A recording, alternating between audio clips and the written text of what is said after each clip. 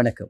இது ஐபிசி தமிழின் இன்றைய அதிர்வு. இன்றைய நாளும் மிக முக்கியமான சில விடயங்கள் தொடர்பாக பேசப் போகிறோம். குறிப்பாக ஈழத்தமிழர் சமூகத்திலே மிகப்பெரிய ஒரு பேசுபொருளாக மாறி இருக்கக்கூடிய செம்மணி சிந்துபாத்தி இந்துமயான வளாகத்தில் அகலப்பட்டு கொண்டிருக்கக்கூடிய மனித புதைகுழிகள் தொடர்பான பேசுபொருள் இருந்து கொண்டிருக்கிறது.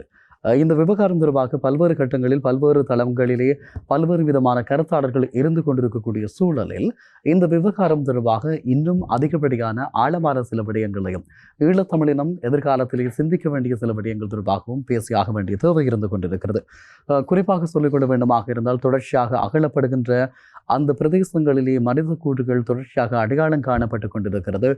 அதிகளவான மனித எண்புக்கூட்டு தொகுதிகள் அடையாளம் காணப்பட்டிருக்கிறது. மேலதிகமாக 30க்கும் அதிகமானவை அகலப்பட்டிருக்கிறது. அதே நேரம் அடையாளம் காணப்பட்டவற்றிலே குழந்தைகளினுடைய இருக்கலாம், சிறுவர்களுடைய எண்புக்கூடுகள் மண்டையோடுகள் இருப்பதாக சொல்லப்படுகிறது. ஆகவேதான் இது மிகப்பெரிய உற்றுநோக்கலை உண்டு பண்ணியிருக்கிறது என்று சொல்லிக் கொள்ளலாம். இந்த நேரத்திலே ஒரு சில விடயங்கள் தொடர்பாக நாங்கள் அவதானமாகவும் அதே நேரம் தூர நோக்கோடும் சிந்திக்க வேண்டிய தேவையும் இருந்து கொண்டிருக்கிறது. குறிப்பாக சொல்லிக்கொள்ள வேண்டுமாக இருந்தால் ஸ்ரீலங்காவினுடைய கடற்தொழில் அமைச்சர் இந்த விவகாரத்திலே தங்களுடைய கட்சிக்கு சம்பந்தம் இல்லை, துள்ளி அளவும் எங்களுக்கு இந்த படுகொலைகள் தொடர்பிலே சம்பந்தம் இல்லை, இது தொடர்பாக நாங்கள் இருக்க முடியாது என்று சொல்லி நழுவி சென்றிருக்கிறார்கள். ஆக இந்த விவகாரத்திலே தமிழர் சமூகம் மிகப்பெரிய எதிர்நோக்கல்களை மேற்கொள்ள வேண்டும். தமிழர் சமூகம் தொடர்ச்சியாக தங்களுக்கு இழைக்கப்பட்ட அநீதிகள் என்று பேசுகின்றவற்றினுடைய ஆதாரங்களாக புதைக்குழிகளில் இருந்து மண்டிகூடுகள் மீட்கப்பட்டு கொண்டிருக்கிற போது இவை சாட்சியங்களாக இருக்கிறது. இது சர்வதேசத்தில் மிகப்பெரிய அழுத்தங்களை ஏற்படுத்தி இருக்கிறது. இது ஒரு சர்வதேச பார்வையை ஏற்படுத்தி இருக்கிறது. குறிப்பாக பிரித்தானியா போன்ற நாடுகளினுடைய நாடாளுமன்ற உறுப்பினர்கள் பேசுகின்ற அளவுக்கு இது மாறி இருக்கிறது. இந்த நேரத்திலே ஒரு விடயத்தை கவனத்தில் கொள்ளுங்கள். குறிப்பாக இழப்புகளுக்கான நீதி என்பது தேவையாக இருக்கிறது. இரண்டு வகையாக இந்த நீதியை நாங்கள் எதிர்பார்க்க வேண்டும். ஒன்று, இது போன்ற சம்பவங்கள் இனிமேல் இடம்பெறக்கூடாது. இன்னும் ஒன்று, இடம்பெற்ற விடயங்களுக்கு தண்டனைகள் வழங்கப்பட வேண்டும். தண்டனைகள் வழங்கப்படுகின்ற போது, தண்டனைகள் அதிகரிக்கப்படுகின்ற போதுதான் குற்றங்கள் குறையும் என்று சொல்லுவார்கள். ஆகவே ஈழத்தமிழ் சமூகத்திற்கு எதிராக தொடர்ச்சியாக இடம்பெற்று வந்திருக்கக்கூடிய அநீதிகளுக்கு எதிராக, படுகொலைகளுக்கு எதிராக தண்டனைகள் வழங்கப்பட வேண்டும் என்பதிலே ஈழத்தமிழர் சமூகம் குறியாக இருந்து கொள்ள வேண்டும். அதே நேரம் இன்னொரு விடயத்தையும் உங்களுக்கு மிக தெளிவாக சொல்லிக்கொள்ள வேண்டும். இந்த வாக்குறுதிகளை நம்பி இருக்கக்கூடாது. சில அமைச்சர்கள் சொல்லுவார்கள், எங்களுக்கு சம்மந்தம் இல்லை, அல்லது நாங்கள் இந்த விவகாரத்தில் உங்களோடு நிற்கிறோம், உங்களுக்காக எந்த சந்தர்ப்பத்திலும் உங்களோடு இருக்கக்கூடியவர்கள் நாங்கள், இப்படியெல்லாம் சொல்லிக் கொள்ளுகின்ற சந்தர்ப்பங்களும் இருக்கிறது. ஆனால் இந்த விவகாரத்திலே ஒன்றை தெளிவாக நாங்கள் வரலாற்றில் இருந்து கற்றுக்கொள்ள வேண்டும். வாக்குறுதிகளை நம்பி நாங்கள் எங்களுடைய தேடல்களையும் நீதி பொறிமுறையையும் இடைநிறுத்திவிடக்கூடாது என்பதனை கவனமாக இருங்கள். குறிப்பாக இந்த ஆளுகின்ற அரசு வாக்குறுதிகளை வழங்குவதிலே மிக வல்லவர்களாக இருக்கிறார்கள். தமிழர் சார்ந்த பிரச்சனைகள் ஒவ்வொன்றிலும் வாக்குறுதிகளை வழங்கி அவர்களுடைய போராட்ட குணங்களை நீர்த்து போகச் செய்வதிலே அவர்கள் தலையாயவர்களாக இருக்கிறார்கள். ஆகவேதான் ஈழத்தமிழ் சமூகம் சிந்திக்க வேண்டும். கனதியான ஒரு வரலாற்று வலையை அடுத்த கட்டத்திற்கு நீங்கள் எப்படி நகர்த்துகிறீர்கள் என்பதற்கு அப்பால், கொல்லப்பட்டவர்களுக்கு, உங்களில் இருந்து உயிர் பறிக்கப்பட்டவர்களுக்கான நீதி தொடர்பாக நீங்கள் நிலையான கோட்பாட்டை கொண்டிருப்பவர்களாக இருக்க வேண்டும் என்று சொல்லி பலரும் தங்களுடைய கருத்துக்களை பகிர்ந்து கொள்கிறார்கள். இந்த நேரத்திலே தான் நான் இளவை குறிப்பிட்டது போல இந்த வாக்குறுதிகளை நம்பி இருக்க முடியாது. எங்களுக்கு என்று கற்றுக்கொண்ட பாடங்கள் இருக்கிறது. அதன்படி பார்க்கிற போது சந்திரிகா அம்மையார் நிறைய வாக்குறுதிகளை தந்திருக்கிறார். பிரேமதாசவினுடைய காலப்பகுதியிலே வாக்குறுதிகள் கிடைத்தது. மஹிந்த ராஜபக்சவினுடைய காலப்பகுதியிலும் வாக்குறுதிகள் கிடைத்தது. மைத்ரிபால ஸ்ரீசேன வாக்குறுதிகளை வழங்கினார். அதன் பின்பு கோட்டாபாய ராஜபக்ச வாக்குறுதிகளை வழங்கினார். ரணில் விக்ரமசிங்க வாக்குறுதிகளை வழங்கினார். இப்போது இந்த ஜேவிபி அரசும் கூட வாக்குறுதிகளை வழங்குகிறது. ஆக நாங்கள் கடந்த காலங்களிலே கற்றுக்கொண்ட பாடங்களின் அடிப்படையில் தெளிவு பெறுவோமாக இருந்தால் வாக்குறுதிகளை மட்டும் நம்பி எங்களுடைய நீதிக்கான தேடலை நிறுத்திவிட முடியாது என்பதை கவனத்தில் கொள்ளுங்கள். குறிப்பாக சொல்லிக்கொள்ள வேண்டுமாக இருந்தால் இந்த வாக்குறுதிகள் வழங்குவதும் அல்லது சர்வதேசத்திடம் இவர்களே சில விடயங்களை கோருவதும் ஒரு கால நீடிப்புக்கான சாத்தியத்தை ஏற்படுத்துகிறார்கள். குறிப்பாக ஐநாவினுடைய மனித உரிமை ஆணையாளரிடம் காலமாற்று தொடர்பான பரிசோதனைகளை மேற்கொள்வது தொடர்பாக இயந்திரங்கள் தேவை என்று சொல்லி ஸ்ரீலங்காவினுடைய அரசு தரப்பு சொல்லி இருக்கிறது. இது இந்த விவகாரத்தில் நீதி பொறிமுறையை தேடல்களை கால நீடிப்பு செய்வதற்கான ஒரு விடயமாக இருக்கலாம் என்ற சந்தேகம் இருந்து கொண்டிருக்கிறது என்பதனை இந்த நேரத்தில் சொல்லிக் கொள்ளலாம். சரி, இப்படி வருகிற நேரம் இன்னும் சொல்லிக்கொள்ள வேண்டுமாக இருந்தால் சில விடயங்களில் நீங்கள் நின்றுவிடக்கூடாது. தொடர்ந்து மாற்று பொறிமுறைகளை சிந்திக்க வேண்டும் என்பதை நாங்கள் இந்த நேரத்தில் ஒரு இனம் சார்ந்த ஊடகமாக உங்களிடம் வினயமாக வேண்டுகிறோம். குறிப்பாக செம்மணியிலே அணையாத விளக்கு என்று சொல்லி ஒரு போராட்டம் இடம்பெற்றது. அதன் போது ஐநாவினுடைய மனித உரிமைகள் ஆணையாளர் நாயகம் அங்கே வருகை தந்தார், அஞ்சலி செலுத்தினார். இந்த விடயங்கள் எல்லாம் இருக்கிறது இல்லையா? இப்போது அந்த ஆணையாளர் வந்து பார்த்துவிட்டு போய்விட்டார், இது நிறுத்தப்படாது அப்படி என்று சொல்லி, அல்லது இது கிடப்பில் போடப்படாது என்ற நிலைப்பாட்டில் நீங்கள் இருந்துவிடக் கூடாது என்பதற்கு நான் பல உதாரணங்களை உங்களுக்கு சொல்ல வேண்டிய தேவையும் இருந்து கொண்டிருக்கிறது. குறிப்பாக அதை தாண்டி இந்த ஐநா மனித உரிமைகள் ஆணையாளர் அவருடைய ஐநா மனித உரிமைகள் பேரவை என்பது எதனை செய்ய முடியும் என்று சொன்னால், கண்டனங்களை வெளியிட முடியும், அறிக்கைகளை வெளியிட முடியும், அவதானிப்புகளை ஏற்படுத்த முடியும். இதை தாண்டி பிரேரணைகளை நிறைவேற்ற முடியும். இதை தாண்டி எந்த விதமான நீதி பொறிமுறைகளையும் ஏற்படுத்துவதற்கான அதிகாரம் அவர்களிடமில்லை. இந்த குற்றவாளிகள் என்று சொல்லப்படுபவர்களுக்கு நாங்கள் சர்வதேச விசாரணைகளை கூறுகிறோம், உள்ளக பொறிமுறைகள் எங்களுக்கு நம்பிக்கை இல்லை என்று கூறுகிறோம் என்று சொன்னால், இந்த விசாரணைகள் ஐநாவினுடைய பாதுகாப்பு கவுன்சிலால் மாத்திரமே சர்வதேச குற்றவியல் நீதிமன்றத்திற்கு அழைத்து செல்ல முடியும். இவர்களால் அந்த அதிகாரம் வரையறைக்குட்படுத்தப்பட்டிருக்கிறது. ஆகவேதான் நாங்கள் ஐநாவினுடைய ஆணையாளர் வந்து பார்த்துவிட்டு சென்று விட்டார் என்று சொல்லி நாங்கள் திருப்திப்பட்டுக் கொள்கின்ற ஒரு இனமாக இருக்கக்கூடாது என்பதனை இந்த நேரத்தில் நான் உங்களுக்கு தெளிவுபடுத்திக் கொள்கிறேன். அதே போல ஐநாவினுடைய பாதுகாப்பு கவுன்சிலுக்கு சர்வதேச குற்றவியல் நீதிமன்றத்திற்கு அழைத்து செல்வதற்கு அதிகாரம் இருக்கிறது, அவர்களால் முடியும் என்று சொன்னாலும் இந்த பாதுகாப்பு கவுன்சில் செய்யுமா என்ற ஒரு கேள்வி இருக்கிறது. குறிப்பாக சொல்லிக்கொள்ள வேண்டுமாக இருந்தால், பாதுகாப்பு கவுன்சிலிலே வீட்டு அதிகாரம் பெற்றிருக்கக்கூடிய ரஷ்யா மற்றும் சீனா ஆகிய நாடுகள் ஸ்ரீலங்காவுக்கு எதிராக எந்த நகர்வுகளை மேற்கொள்ளப் போவதில்லை. அமெரிக்காவினுடைய அண்மை கால போக்குகள் சந்தேகத்தை ஏற்படுத்துகிறது. குறிப்பாக நீதி விசாரணைகளுக்கான நிதி வழங்கல் நிறுத்தப்படுவதான அறிவிப்பு ஒன்றும் வெளிவந்து இருந்தது. ஆகவே இது மிக பாரதூரமான நிலையாக மாறக்கூடிய சாத்தியம் இருக்கிறது. ஆகவேதான் நாங்கள் ஒவ்வொருவரும் ஒரு மாற்று பொறிமுறையை சிந்திக்க வேண்டிய தேவை இருக்கிறது. கற்றுக்கொண்ட பாடங்களின் அடிப்படையில் ஈழத்தமிழினம் தனக்கான நீதியை தேடுகிறது. இந்த படலத்தை நாங்கள் கைப்பற்றிக் கொள்ள வேண்டுமாக இருந்தால், நீதியை பெற்றுக்கொள்ள வேண்டுமாக இருந்தால், ஈழத்தமிழினம் இன்னும் ஒரு பொறிமுறையை சிந்திக்க வேண்டும். ஒரு விடயத்தோடு முடங்கிவிடக்கூடாது. 4 திசைகளிலும் இருந்து சிந்தியுங்கள். 4 பக்கங்களிலும் இருந்து உங்களுக்கான நீதிக்கான பொறிமுறையை தேடுங்கள். அதன் மூலமான ஒரு வழியை உருவாக்கிக் கொள்ளுங்கள் என்பது ஒரு விடயமாக இருந்து கொண்டிருக்கிறது. இந்த நேரத்திலே குறிப்பாக சொல்லிக்கொள்ள வேண்டுமாக இருந்தால், இவை திட்டமிட்ட படுகொலைகள், எங்கே கொல்லப்பட்டு புதைக்கப்பட்டிருப்பது எங்களுடைய மக்களினுடைய மரணம் ஒரு கொடூரமாக நிகழ்ந்திருக்கிறது. இதனை நிகழ்த்தியதை யார்? இது போன்ற விடயங்களை தெளிவாக சொல்லுங்கள். உலகத்தினுடைய ஒவ்வொரு நாடுகளுக்கும் அந்த நாடுகளில் புலம்பெயர்ந்து வாழுகின்றவர்கள் இதனை சொல்ல வேண்டும் என்று வலியுறுத்துங்கள். ஈழத்தமிழ் சமூகம் உலகத்தினுடைய ஒவ்வொரு நாடுகளிலும், குறிப்பாக 83க்கும் அதிகமான நாடுகளில் இருப்பதாக சொல்லப்படுகிறது. மிகவும் பலமான கட்டமைப்பாக இருக்கிறார்கள். ஆகவே அவர்கள் வலியுறுத்த வேண்டும் அந்த நாடுகளிடம். ஒரு பொது தீர்மானத்தின் மூலமாகத்தான் இதற்கான நீதியை பெற்றுக்கொள்ள முடியும் என்பதை நிலைபெற்று தன்மையோடு யோசிக்கும்படியாக சிலர் வேண்டுதல்களை விடுப்பதும் உண்டு. இது சில நோக்கர்களுடைய ஆய்வு பாணியிலான நோக்காக இருக்கிறது. இது தொடர்பாக நீங்கள் சிந்தித்துக் கொள்ளுங்கள் என்பதை சொல்லிக் கொள்ளலாம். அதே போல ஒரு வட்டத்திற்குள்ளே நாங்கள் இருந்துவிடக்கூடாது என்பதில் தெளிவாக இருங்கள். அதே போல எங்களுக்கு இன்னும் ஒரு விடயம் இருக்கிறது. இந்த நீதி பொறிமுறையை நாங்கள் பெற்றுக்கொள்ள வேண்டுமாக இருந்தால், இளஞ்செழியன் போன்ற ஒரு நீதிபதி தேவையாக இருக்கிறார்.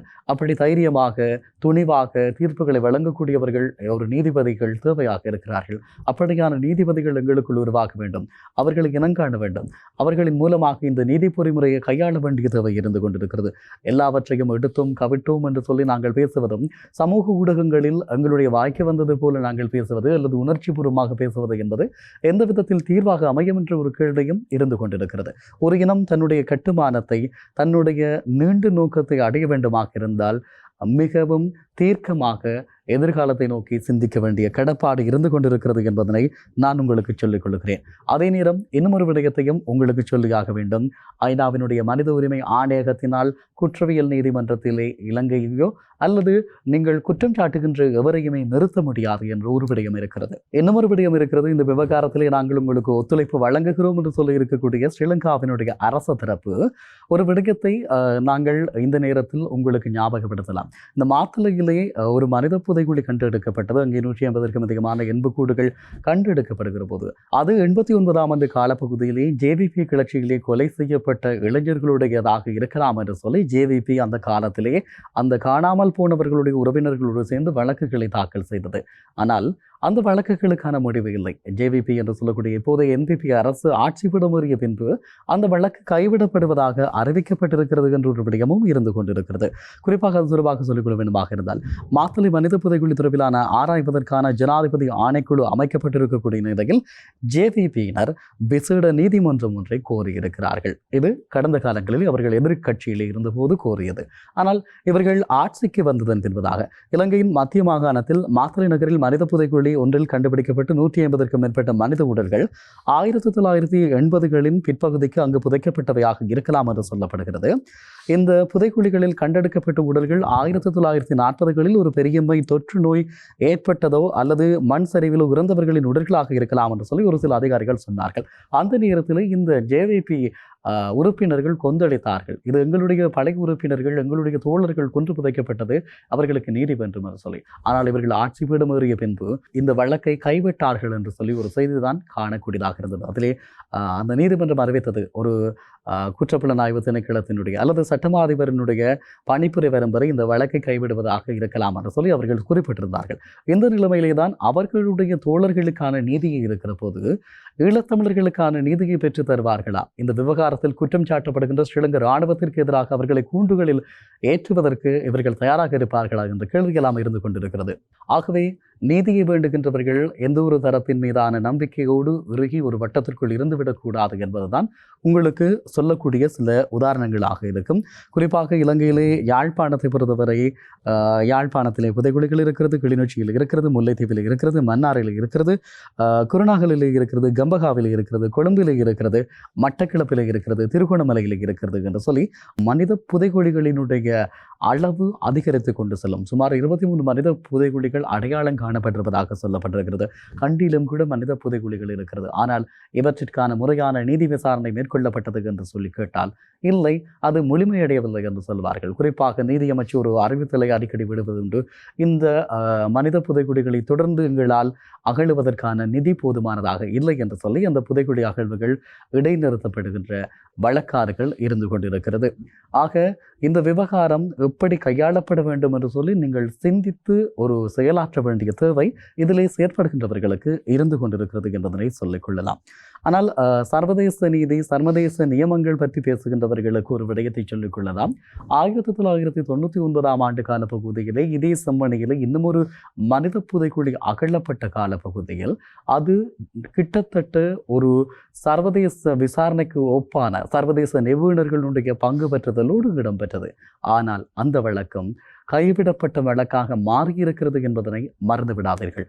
குறிப்பாக சொல்லிக்கொள்ள வேண்டுமாக இருந்தால் வாஷிங்டன் டிசியினுடைய சர்வதேச மனித உரிமைகள் அமைப்பினுடைய உடற்கூற்று பிரிவு அதிகாரிகள் அந்த இடத்திலே 1999 ஆண்டு கால பகுதியிலே இருந்தார்கள். இந்த ஆய்வுகள் அகழ்வுகள் மேற்கொள்ளப்படுகின்ற போது அதே போல யூகோஸ்லாவியாவினுடைய யுத்த குற்ற விசாரணை நிபுணர் கலாநிதி காக்லண்ட் அவர்கள் அந்த இடத்திலே இருந்தார். அதே போல அமெரிக்காவினுடைய நிபுணராக இருக்கக்கூடிய மெலிசா கோனர் என்று சொல்லக்கூடிய அதிகாரி அந்த இடத்தில் இருந்தார். ஆஸ்திரேலியாவினுடைய சட்ட விஞ்ஞான பேராசிரியர் லீ என்று சொல்லக்கூடியவர் அந்த இடத்தில் இருந்தார். அதே போல பிரித்தானியாவினுடைய மெட்ரோபாலிசி அதிகாரிகள் அந்த இடத்தில் இருந்தார்கள். சர்வதேச மன்னிப்பு சபையினுடைய அதிகாரிகள் இருந்தார்கள். அமெரிக்க யுத்த குற்றங்களுக்கான பொறுப்பாளர் அந்த தூதுவர் அந்த இடத்தில் இருந்தார். கனேடிய மரண விசாரணை அதிகாரிகள் அந்த இடத்தில் இருந்தார்கள். அதே போல அமெரிக்காவினுடைய ஸ்ரீலங்காவிற்கான அன்றைய தூதரும் அந்த அகழ்வு பணிகள் இடம்பெறுகின்ற இடத்திலே இருந்தார்கள். இதை தாண்டி சட்ட வைத்திய அதிகாரிகள் குறிப்பிட்ட குழாம் 15 பேர் இருந்தார்கள். ரசாயன பகுப்பாய்வு திணைக்களத்தினுடைய அதிகாரி மெண்டிஸ் அந்த இடத்திலே இருந்தார். மனித உரிமை அதிகாரிகள் இருந்தார்கள். கீர்த்தி கஜனாக் என்று சொல்லக்கூடிய குற்றப்புலனாய்வு திணைக்களத்தினுடைய பிரதம அதிகாரி அங்கே இருந்தார். இப்படி பல்வேறுபட்டவர்கள் இருந்தும் அகழ்ந்தும் விசாரித்த மனித புதைகுழி ஒரு அழுத்தத்தின் பெயரில் நடந்தது என்பதை தாண்டி வேறு எதுவுமே இல்லை என்று சொல்லுகின்ற அளவுக்கு அது கைவிடப்பட்டது. அங்கு அகழப்பட்ட மனித புதைகுழிகள் அடையாளம் காட்டியவர்கள் குறிப்பிட்டது 600 வரையான உடல்கள் அங்கு இருக்கிறது என்று சொல்லி அந்த இராணுவ சிப்பாய்கள் குறிப்பிட்டிருந்தார்கள். கிருஷாந்தியினுடைய வழக்கோடு தொடர்புடையவர்கள். ஆனால் 15ஓடு அது நிறுத்தப்பட்டது. அதற்கு பின்பு அகழுவதற்கான முயற்சிகள் மேற்கொள்ளவில்லை. அமெரிக்காவினுடைய வெளியுறவு திணைக்களம் 2003 இது தொடர்பாக இது நிலுவையில் இருக்கிறது என்று ஒரு அறிக்கையை வெளியிட்டது. அத்தோடு நின்றுவிட்டது. ஆக அன்று இத்தனை சர்வதேச பிரதிநிதிகளினுடைய மேற்பார்வையில் சர்வதேச ஊடகவியலாளர்களுடைய கண்காணிப்பில் அகழப்பட்ட அந்த புதைகுழிகள் அப்படியே கிடப்பில் போடப்பட்டது என்று சொன்னால் இப்போது இருக்கக்கூடிய நிலைமை எம்மாத்திரம் என்ற ஒரு கேள்வி இருந்து கொண்டே இருக்கிறது. ஆகவே பொறுப்பு வாய்ந்தவர்கள், செயற்பட்டு கொண்டிருக்கக்கூடியவர்கள் சிந்தித்து செயலாற்றுங்கள். ஒரு தீர்க்கமான நீதியை வேண்டி பயணிப்பவர்களாக நீங்கள் இருந்தால் ஒரு மாற்று பொறிமுறையை சிந்திக்க வேண்டிய தேவை இருக்கிறது. தமிழினம் தனக்கான நீதியை தொடர்ந்து கூற வேண்டும். அதற்கான ஒரு சாட்சியமாக காலம் அனுமதித்திருக்கிறது. இந்த மனித கூடுகள் வெளிப்பட்டு கொண்டிருக்கிறது. சந்தர்ப்பங்கள் தவறவிடப்படக்கூடாது என்பதிலே நாங்கள் ஒவ்வொருவரும் குறியாக இருப்போம். ஒரு இனத்தினுடைய வலைகளை பேசுகின்ற ஒரு ஊடகமாக இந்த விவகாரங்கள் தொடர்பாக நாங்கள் தொடர்ச்சியான அவதானிப்புகளை மேற்கொள்வோம். நன்றி உறவுகளை. நாளை மற்றொரு இன்றைய அதிர்வினூடாக உங்கள் அனைவரையும் சந்திக்கிறேன். அதுவரை அன்பு வணக்கம்.